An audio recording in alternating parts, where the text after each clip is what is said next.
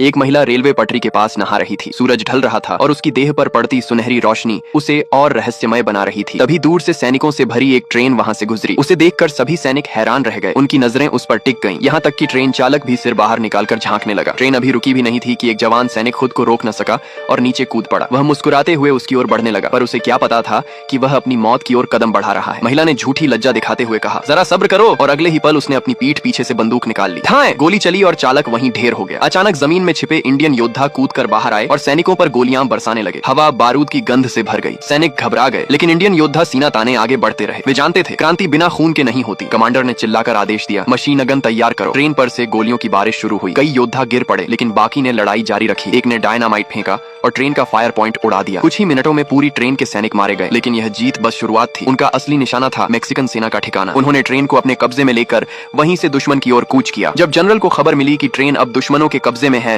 उसने तुरंत स्टेशन की सुरक्षा मजबूत कर दी। जल्द ही ट्रेन नजर आई। उस पर सवार इंडियन योद्धा मारे गए सैनिकों की लाशों को ढाल बनाकर आगे बढ़ रहे थे। जनरल ने आदेश दिया, फायर! तोप चली, पटरी टूटी और ट्रेन पटरी से उतरकर स्टेशन की इमारत में जा घुसी। दोनों ओर से गोलियां चलने लगी। युद्ध भड़क उठा। तभी वही महिला आगे बढ़ी।